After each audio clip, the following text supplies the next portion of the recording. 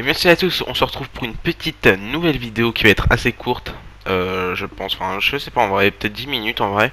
Je vais vous faire mes pronostics d'NXT TakeOver XXX, le 30e NXT TakeOver. Je vais pas vous dire j'ai extrêmement de hype parce que j'ai de la hype pour rien du tout en ce moment. Parce que vous savez, les shows sans public, ouais, ça m'intéresse pas trop. Mais bref, c'est pas grave, on va essayer d'avoir un peu plus de hype. Et même, je regarde pas trop les weekly, surtout la NXT. J'ai regardé 3-4 semaines d'affilée là.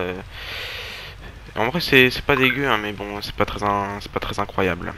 Et même du côté de Royce McDonald, de toute façon, ça c'est encore pire. Mais bref, c'est pas grave, on va passer avec les informations du show. Juste avant ça, n'hésitez pas à vous abonner à mon compte Instagram, hein, comme d'habitude, faites-vous plaisir.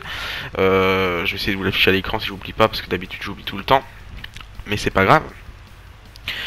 Du coup, les informations, la WWE présentera NXT TakeOver XXX, à ne pas confondre avec, non, je rigole, le samedi 22 août durant le week-end de SummerSlam. Le show commencera à 1h heure de Paris ou 19h heure de Montréal et sera diffusé sur le WWE Network qui est à combien, je connais pas je connais pas le prix, c'est pas trop grave. Donc j'ai comme d'habitude classé les matchs. Non, j'ai pas classé les matchs du tout, hein, je raconte de la merde. Pour le moment, il y a combien de matchs? 1, 2, 3, 4. 4 matchs annoncés et le premier plutôt que je vais pronostiquer. On n'est pas sûr en 100% parce qu'il faut savoir qu'on est le combien à l'heure où je tourne cette vidéo. On est le 16 août à 13h58. Donc j'ai pas vu le dernier NXT avant NXT Cover. Donc c'est pas grave, je vais essayer de faire de mon mieux. Mais voilà. On passe au premier match. Donc le premier match c'est quoi déjà? C'est le leader match pour le titre nord-américain qui opposera Branson Reed qui est déjà qualifié, Cameron Grimes qui est déjà qualifié, Damian Priest qui est déjà qualifié. Et il reste deux places, ce sera soit entre Johnny Gargano ou Ridge Holland, ou soit entre Finn Balor ou Velveteen Dream. Je pronostiquais Ridge Holland et Finn Balor, moi perso. Velveteen Dream, je pense qu'il va vite partir sur autre chose, même monter dans le ressort principal. Finn Balor, en vrai, je pense que en vrai, si Finn Balor n'est pas dans le match, ça va me hyper un peu moins. Et Ridge Holland, parce que je pense qu'ils vont miser sur des nouvelles petites stars. Et Johnny Gargano, il a fait son temps à la NXT. Je pense que lui aussi va pas tarder à monter. Et voilà. Je pense que ça aurait été intéressant de mettre des personnes comme Dominic Djakovic à la place de Branson Reed par exemple, même si Branson Reed est très très bon. Mais j'aurais opté pour un petit Dominic Djakovic pour rythmer le match. Donc voilà, moi j'ai pronostiqué une victoire de Finn Balor. Normalement, vous savez, Dexter Lumis devait participer, mais il est blessé, à ce qui paraît, donc il n'a pas pu participer. Moi, je pronostiquais une victoire de Finn Balor ou alors de Cameron Grimes. C'est les deux seuls que j'ai envie de voir gagner. Non, Damian Priest en vrai. Damian Priest, Cameron Grimes ou Finn Balor. Oh là là, c'est compliqué. Je pronostiquais une victoire de. Allez, de Finn Balor, pourquoi pas. Mais après ça, je mets Damian Priest et en dessous de ça, je mets Cameron Grimes. Finn Balor, pourquoi? Parce que je pense que là, à la NXT, il tourne en rond, il fait rien, il fait presque rien. C'est bien beau de le mettre à la NXT, mais il faut faire des choses. D'ailleurs, si vous n'avez pas vu les news, il devrait y avoir des Owens, des Sami Zayn, des AJ Styles qui devraient aller à la NXT pour remonter les ratings face à la Elite Wrestling dans la guerre du mercredi. Hein. On n'oublie pas la guerre du mercredi. Non, en vrai, moi je m'en fous de la guerre. Hein. Pour moi, c'est pas une guerre. Hein. Je prends plus de kiff à regarder les deux shows qu'autre chose. Mais c'est pas trop grave. Donc voilà, pronostic Finn Balor repartira champion de ce ladder match. Et c'est intéressant les ladder match. D'ailleurs, il n'y en a eu que deux. Enfin, c'est le deuxième ladder match du titre nord-américain. Bref, prochain match sera pour le titre championne de la NXT de Io Shirai qu'elle a remporté à NXT TakeOver in Your House, si je me rappelle bien. Pour moi, c'était le plus pourri NXT TakeOver, mais on peut pas juger, il n'y avait pas de fans, c'est pas très grave. Mais là, au Amway Center, peut-être que ce sera au Amway Center, ça peut être intéressant. On sait pas. Du coup, Io Shirai, qui a battu Charlotte Flair et Ripley pour gagner ce titre-là, va défendre son titre face à Dakota Kai. Dakota Kai a gagné un match, je crois, au Great American Bash, c'est ça? Enfin, enfin NXT Great American Bash face à Tegan Nox, c'est un truc du genre. Enfin, non, c'est un Fatal 4-Way à élimination. Ouais, voilà. J'ai pas suivi la rivalité, mais il y a des clips et j'ai pas regardé en entier, hein, je vais pas vous mentir. Ce match peut être intéressant, moi j'aime bien les deux femmes, Dakota Kai j'aime bien, Yoshirai j'aime bien. Je vais pronostiquer une victoire, une conservation de Yoshirai, parce que pour moi ce serait tellement bête de la faire perdre tout de suite. Et surtout si on l'a fait monter au roster principal, c'est pas... Vous avez vu ce qui est arrivé à Kairi Sane, hein. Donc voilà, pour moi Dakota Kai elle va pas devenir championne tout de suite. D'ailleurs je sais pas qu'est-ce qu'elle va faire après, hein. Je suis pas un pro des rivalités. Moi, je sais, moi, je suis un, moi, je donne, je prends le produit qu'on me donne. Je pourrais jamais booker une rivalité. C'est pas possible pour moi.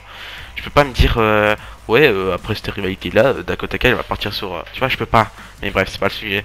Donc pour moi, Yoshirai conserve le titre. Ça va être peut-être un bon match. Je sais pas en vrai. Y a pas de stipulation. C'est un single match si je me rappelle bien. Donc voilà. Pour moi, une victoire de Yoshirai et une victoire clean. Donc voilà.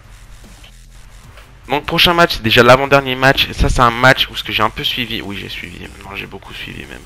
Donc Adam Cole contre Pat McAfee. Pat McAfee, je rappelle qu'il est pas catcheur en vrai. Qui était un joueur de football américain. De football américain ou pas? Je sais pas. Rugby ou football américain? Je sais pas, c'est pareil en vrai. Ouais, c'est pas grave. Donc c'est un match normal, c'est un single match. J'ai déjà vu quelques petits clips de Pat McAfee qui catch, enfin qui s'entraîne au catch, qui fait des petits frog splash par-ci par-là. En vrai, ça peut être cool. Moi, ça m'intéresse en tout cas cette rivalité. Pour le vrai choix qu'il faut faire là, c'est faire gagner Adam Cole, ça c'est sûr. Mais il faut faire un bon match. Je pense qu'un bon match serait incroyable. Si Pat McAfee domine, puis ensuite Adam Cole domine, que genre on passe proche de la victoire de Pat McAfee, mais à la fin avec une petite victoire d'Adam Cole, mais clean, pas clean, clean. Mais avec quand même avec une petite intervention de l'Undisputed Era, ça peut être très intéressant. Surtout s'ils apparaissent pas pendant le show, on sait pas.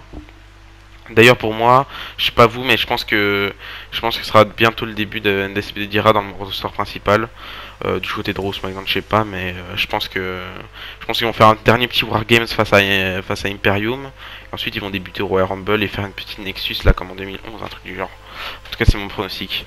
Mon pronostic, choix du cœur, choix de la raison, Adam Cole. Et Pat McAfee, je pense que ce sera juste un one shot, un peu comme Cain Velasquez ou Tyson Fury. Enfin Tyson Fury qui soi-disant devait affronter Drew McIntyre à SummerSlam, mais bon, on peut s'en passer, hein. T'inquiète, hein, t'inquiète Tyson Fury, tu peux rester un peu chez toi, ça fait plaisir. Mais bref, pour moi une petite victoire d'Adam Cole et voilà. Au passage, si vous entendez un bruit de fond derrière, c'est mon ventilateur parce qu'il fait très très chaud, hein. Je sais pas vous, hein, il fait pas chaud là. Moi j'habite en Belgique, là il fait chaud, mais c'est pas chaud la chaleur de Hawaï, tu vois. J'ai jamais été à Hawaï pour passage, mais c'est pas la chaleur d'été comme ça, c'est la chaleur lourde comme ça, t'arrives pas à respirer. Bref. D'ailleurs, buvez beaucoup d'eau, c'est intéressant, c'est important, c'est intéressant. Oh là là là là, c'est important, buvez beaucoup d'eau pour la santé. Mais pas que d'ailleurs. Donc dernier match, c'est le main event NXT. Oh là là là là là là. Oh, moi j'ai la tête ailleurs, hein. Keith Lee qui va défendre son titre de la NXT qu'il a fraîchement gagné au Great American Bash.